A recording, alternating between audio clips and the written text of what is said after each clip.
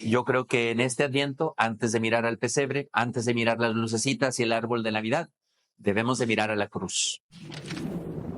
Hola, ¿qué tal, hermanos? Bienvenidos al segundo domingo del tiempo del Adviento. Seguramente ya están planeando sus posadas, ya están planeando sus vacaciones, ya pusieron su árbol de Navidad, están haciendo su cartita a los Reyes Magos, porque pues ya se acerca la Navidad, pero con tantas lucecitas y esferas y árboles y un montón de cosas, puede que se nos olvide algo muy importante acerca del Adviento, algo que desde el principio se nos ha hecho obvio con las vestimentas del sacerdote. El color morado nos indica que estamos en un tiempo de penitencia, en un tiempo de conversión. Y es en eso en que se enfocarán nuestras lecturas. Escuchemos. El Santo Evangelio según San Lucas. En el año 15 del reinado del César Tiberio, siendo Poncio Pilato procurador de Judea, Herodes, tetrarca de Galilea, su hermano Filipo, tetrarca de las regiones de Iturea y Traconítide, y Lisanias, tetrarca de Abilene, bajo el pontificado de los sumos sacerdotes Anás y Caifás, vino la palabra de Dios en el desierto sobre Juan, hijo de Zacarías. Entonces comenzó a recorrer toda la comarca del Jordán, predicando un bautismo de penitencia para el perdón de los pecados, como está escrito en el libro de las predicciones del profeta Isaías. Ha resonado una voz en el desierto: preparen el camino del Señor, hagan rectos sus senderos. Todo valle será rellenado, toda montaña y colina rebajada. Lo tortuoso se hará derecho, los caminos ásperos serán allanados, y todos los hombres verán la salvación de Dios.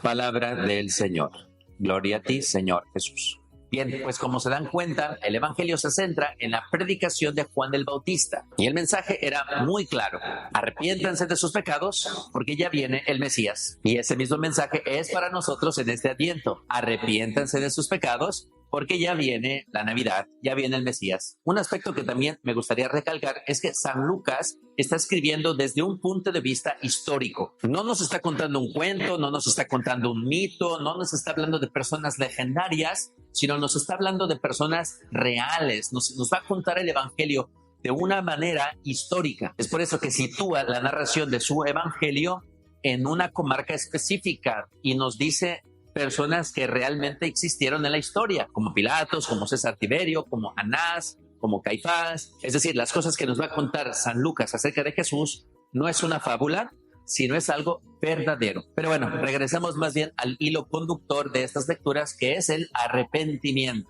La primera lectura va a venir del libro de Baruch, un libro que es netamente católico porque solamente está en las Biblias católicas. Y nos va a hablar de la belleza que es regresar a Dios. Miren lo bello que nos dice Baruch. Jerusalén, despójate de tus vestidos de luto y aflicción. Vístate para siempre con el esplendor de la gloria que Dios te da. Envuélvete en el manto de la justicia de Dios y adorna tu cabeza con la diadema del Dios eterno. Esto es lo que experimenta el alma que se arrepiente, que vuelve a Dios. Se vuelve a cubrir de esa belleza que había perdido a causa del pecado. Y es que pues una de las cosas que hace el pecado es que nos afea el alma. Por eso los demonios son totalmente seres horripilantes, porque están repletos de pecado. En cambio, las almas que están en gracia son las más relucientes, las más esplendorosas, las más bellas, porque reflejan la belleza de Dios, porque el esplendor de Dios está con ellos. De hecho, hay historias de santos que dicen lograr percibir olores muy feos de personas que están en pecado mortal. A diferencia de, por ejemplo, cuando la Virgen se aparece, hay un olor de rosas, pero cuando un demonio está presente o cuando una persona está en pecado mortal, hay algunos santos que logran percibir su olor, el cual no es muy agradable. Esto no quiere decir que las personas que estén a tu alrededor y huelan mal, pues quiera decir que no estén en gracia. A lo mejor simplemente no se han bañado, no se pusieron desodorante ese día, qué sé yo. Esto es más bien una cuestión supernatural, que Dios le permite a algunas personas poder percibir este buen olor o este mal olor que traen las almas que pues no están en gracia. Que no les vaya a pasar a ustedes, hermanos, porque a lo mejor alguien a su alrededor tiene esta gracia, este don de poder oler a la gente que anda en pecado y pues les vaya a decir: oye, hermano, pues ya vete a confesar porque pues ya la verdad huele muy mal. Pero bueno, las lecturas nos invitan a regresar a Dios. También para que entendamos un poquito más del contexto donde está escribiendo el profeta Baruch, se está diciendo que en algún momento el Mesías, Dios mismo, reunirá a todas las naciones que han sido dispersadas. Quizás ustedes se recordarán que en el siglo VIII antes de Cristo, el imperio asirio vino y dispersó a 10 de las tribus de Israel. Quedaban solamente 2, las del sur. Pero después, 2 siglos más tarde, vino Babilonia y se llevó un montón de gente a esas últimas 2 tribus que estaban. Pero más tarde, Dios obra por medio de Ciro, el emperador o el gobernante, pues, y regresa a estas 2 tribus, les da dinero inclusive para volver a construir su templo, y pues ya quedan estas 2 tribus, la tribu de Judá y la tribu de Benjamín. Pero pues todavía quedaban esas 10 otras tribus que estaban pues ya mezcladas con un montón de paganos, de gentiles, y se esperaba que el Mesías, cuando volviera, pues reuniría a todas esas 10 naciones y volverían a ser nuevamente esas 12 tribus, pero de una manera muchísimo mejor, una nueva Jerusalén. Pero para que sucediera eso, necesitaban arrepentirse de sus pecados, porque pues desde el principio, ¿cuál fue la razón de la dispersión, de la diáspora? Pues el pecado. Fue por el pecado del pueblo de Israel que todas esas cosas le pasaron. Como castigo pues de sus pecados, fueron dispersados. Y para que volvieran a ser reunidos, necesitaban arrepentirse de sus pecados para que el Mesías pudiera venir y restaurar esa unidad de las 12 tribus de Israel. Y si se ponen a pensar, pues cuando Jesús llama a sus discípulos, no llama ni a 1, ni a 2, ni a 3, sino a 12. ¿Por qué? Porque es lo que está haciendo el Mesías.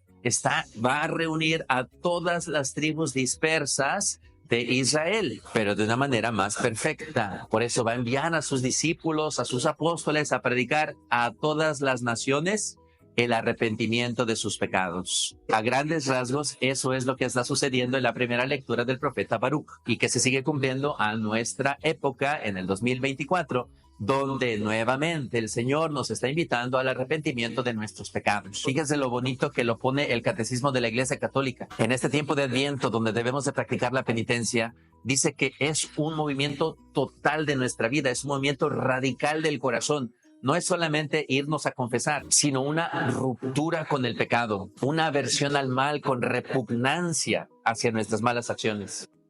La penitencia interior es una reorientación radical de toda la vida, un retorno, una conversión a Dios con todo nuestro corazón, una ruptura con el pecado, una aversión del mal, con repugnancia hacia las malas acciones que hemos cometido. Esta conversión del corazón va acompañada de un dolor y una tristeza saludable, y que este movimiento del corazón es primero que nada obra de Dios. La conversión es primeramente una obra de la gracia de Dios que hace volver a Él nuestros corazones. Conviértenos, Señor, y nos convertiremos. Dios es quien nos da la fuerza para comenzar de nuevo. Al descubrir la grandeza del amor de Dios, nuestro corazón se estremece ante el horror y el peso del pecado y comienza a temer ofender a Dios por el pecado y verse separado de Él. El corazón humano se convierte mirando al que nuestros pecados traspasaron. O sea, es Dios el que primero nos muestra su misericordia. Y el Catecismo también dice que nuestro corazón se arrepiente mirando a aquel a quien nuestros pecados traspasaron. Y yo creo que en este Adviento, antes de mirar al pesebre, antes de mirar las lucecitas y el árbol de Navidad, debemos de mirar a la cruz. Esto nos ayudará a ver la fealdad del pecado, porque lo que le pasó a Jesús fue causa de nuestro pecado. En este segundo domingo de Adviento, hermanos, entonces, que el Evangelio nos llama a la conversión del corazón, pidámosle a la Santísima Virgen María que este domingo coincide con la solemnidad de la Inmaculada Concepción, es decir, que fue concebida sin mancha, sin pecado, pues pidámosle que también nos ayude a tener esta separación del pecado, que nos ayude a tener una verdadera penitencia interior para que este Adviento y esta Navidad podamos recibir a nuestro Señor con mucha más alegría. Que el Señor Todopoderoso los bendiga. Amén.